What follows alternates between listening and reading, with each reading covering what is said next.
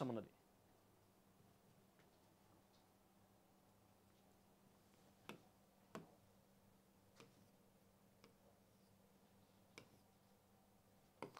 Right, ASHA వర్కర్లకు సంబంధించిన అంశం పైన తొలి వెలుగు మనం నిన్న మాట్లాడుకున్నాం. ఇదే సమయంలో మహిళా కమిషన్ చైర్పర్సన్ డెఫినెట్గా స్పందించాల్సిందే, ఆ పోలీస్ అధికారులకి నోటీసులు సర్వ్ చేయాల్సిందే, వివరణ కోరాల్సిందనే నేపథ్యంలో తొలి వెలుగు మాట్లాడిన మాటలకి మహిళా కమిషన్ రియాక్ట్ అయింది.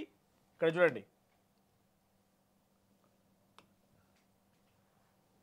తెలంగాణ మహిళా state commission for women Telangana has taken cognizance of the reported misbehavior by police with ASHA workers. Honorable Chairperson Sharda Nerella Garu has called for an explanation from the concerned police officials, ensuring dignity and respect for women workers in our utmost priority. So మహిళలను గౌరవించడం, వారిని కాపాడుకోవడం మా అత్యంతమైనటువంటి priority. కాబట్టి మీరు ఆ జరిగినటువంటి ఘటన పైన వివరణ ఇవ్వండి అని చెప్పి అటు పోలీస్ అధికారులకి నోటీసులు సర్వ్ చేసిందంట. సో వివరణ ఇస్తారా లేదా చూడాలి. ఒక్కసారి చూడండి ఇక్కడ ఏ స్థాయిలో జరిగింది ఆ ఘటన అనేది. నిన్న మనం మాట్లాడుకున్నాం, మహిళా కమిషన్ మీరు ఎట్లా అయినా రెస్పాండ్ కావాలని చెప్పి మనం నిన్న అడగడం జరిగింది.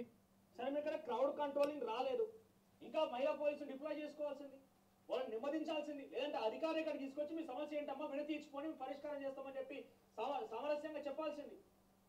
మీరు డైరెక్ట్ గా ఇన్వాల్వ్ అయిపోయి దాడి చేయడం ఏంది? ఇక్కడ వాళ్ళు నిరసన మేము తప్పు పడతలేదు, మీరు కంట్రోల్ చేసే విధానం తప్పు పడతలేదు, మీరు చేయి చేసుకోవడం తప్పు, ఇక్కడ మీరు చేయి చేసుకోవడం ముమ్మాటికి తప్పు. సో ఈ విషయాన్ని ఇప్పటికే రాష్ట్ర ప్రభుత్వం దృష్టికి పోయి ఉంటుంది. ఒకసారి మహిళా కమిషన్ కూడా ఈ విషయం పైన ఆలోచన చేసి ఆ అధికారులకు నోటీసులు సర్వ్ చేస్తారా, లేకుంటే వాళ్ళని వివరణ తీసుకుంటారా, వాళ్ళని డెఫినెట్ గా సో ఇది విషయం నిన్న మనం మాట్లాడినటువంటి మహిళా కమిషన్ రెస్పాండ్ కావాలి, మహిళా కమిషన్ స్పందించాలన్నట్టు విషయం పైన మహిళా కమిషన్ స్పందించింది. డెఫినెట్గా ఈ ఘటనలో మహిళలకు సంబంధించినటువంటి ఏ అంశమైనా కూడా మహిళా కమిషన్ ఈ రకంగా రెస్పాండ్ కావాలి. మహిళల యొక్క ఆత్మగౌరవాన్ని, మహిళలకు సంబంధించిన విషయాల్ని ఎప్పటికప్పుడు పరిరక్షిస్తూ ఇంకా నేరల శారద గారు తనకున్నటువంటి అధికారాన్ని ఉపయోగించి మరింతగా ముందుకు వెళ్తూ ఇంకా కూడా తనకు సంబంధించినటువంటి అంశాలని అనేక అధికారులను ఉపయోగించుకొని మహిళలకు రక్షణగా ఉండాలి. ఇక్కడ చూడండి ఏ రకంగా జరిగిందో దాడి ఇక్కడ.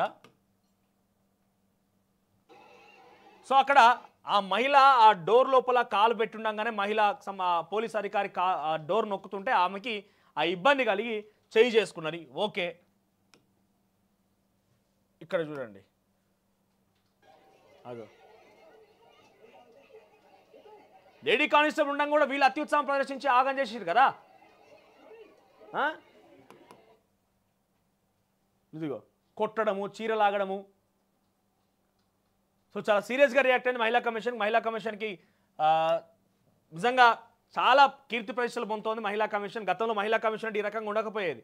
ఏదో కవితక్కనంటేనో లేకపోతే బీఆర్ఎస్ పార్టీ మహిళా నాయకురాలు అంటేనో బండి సంజయ్ లాంటి వాళ్ళనో వీళ్ళు పిలిచి మందలించేది, లేకపోతే కాంగ్రెస్ పార్టీ నాయకులను మందలించేది. కానీ ఈ స్థాయిలో ప్రభుత్వ పాఠశాల జరిగేటువంటి మహిళలు పడుతున్న ఇబ్బంది, విద్యార్థులు పడుతున్న ఇబ్బందిని, ఆ కార్పొరేట్ పాఠశాలలో కార్పొరేట్ కాలేజీలో పడుతున్నటువంటి ఆ ఇబ్బందులని ఈ రకంగా పోలీస్ అధికారుల పైన మనం చూసినామా గతంలో ఎక్కడన్నా ఎంతమంది ఆ గ్రూప్ విద్యార్థులండి, గ్రూప్ సంబంధించిన విద్యార్థులు కానీ టీఎస్పీఎస్సీ భవనం ముందు మహిళలు వచ్చి అక్కడ ధర్నాలు చేస్తుంటే అనేక మార్లు వాళ్ళని రోడ్డు పైన ఈడ్చుకొని పోవడం, జుట్టుపట్టి లాగడం, వాళ్ళ చున్నీలు లాగేయడం, వాళ్ళని తన్నడం, ఇష్టం వచ్చినట్టుగా మాట్లాడడం.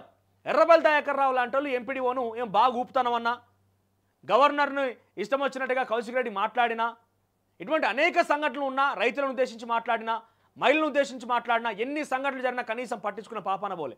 కానీ మహిళా కమిషన్ ఇప్పుడు నేరల శారద గారి నాయకత్వంలో వాళ్ళ ఆధ్వర్యంలో చాలా మంచిగా పనిచేస్తున్నది. ఈ రకంగా ఇంకా ముందుకు పోవాలి, మహిళల యొక్క రక్షణగా ఉండాలి. డెఫినెట్గా మీరు ఇందాక అన్నట్టుగా అట్మోస్ట్ ప్రియారిటీగా ఈ రకంగానే కొనసాగి ఎవరైనా కూడా ఉపేక్షించకుండా, అది రాజకీయ నాయకులైనా లేకుంటే అధికారులైనా ఎవరైనా ఉపేక్షించకుండా మీకున్నటువంటి అధికారాన్ని ఉపయోగించి వాళ్ళ రక్షణగా ఉండాలని నేను కూడా మరింతగా కోరుకుంటాం. ఈ రకంగా మీరు చేస్తారని కూడా నమ్మకం ఉన్నది. సో ఇక్కడ చూద్దాం, ఆశా వర్కర్లకు సంబంధించి 18,000 చెల్లించాలని గత ప్రభుత్వ హయాంలో 15 రోజుల పాటుగా సమ్మె చేశామని, ఆ సమయంలో ఆశాలతో చర్చలు జరిపేందుకు కమిటీ ఏర్పాటు చేసిన ఫలితం లేకుండా పోయిందన్నారు. ఏపీసీసీ అధ్యక్షుడు హోదాలో రేవంత్ రెడ్డి అప్పట్లో స్థిర వేతనం ఇస్తామని హామీ ఇవ్వడంతో పాటుగా మేనిఫెస్టోలో పొందుపరిచారని గుర్తు చేశారు. ఇక అనంతరం సంఘం ప్రతినిధి వైద్యారోగ్య కమిషనర్ ఆర్వి కర్ణన్తో చర్చించి తమ డిమాండ్లను కూడిన వినతి పత్రం అందజేశారు. ప్రభుత్వం నుంచి తీసుకువెళ్లి ఆయా డిమాండ్లను పరిష్కరించేందుకు కృషి చేస్తారని ఆయన హామీ ఇచ్చారు. ప్రతి ఆదివారం సెలవు ఇస్తామని అత్యవసరమైతే పండుగ రోజుల్లో పనిచేయాల్సి ఉంటుందని సూచించారు. సో కొంత ఈ యొక్క సామరస్యంగా చర్చిస్తాము, వాళ్ళకి సంబంధించి వినతి తీసుకొని కొంత వాళ్ళకు సానుకూలంగా స్పందించిరట. చూద్దాం మరి ఆశా వర్కర్ల యొక్క నెక్స్ట్ ఏముండబోతుంది ఏం కథ అనేది.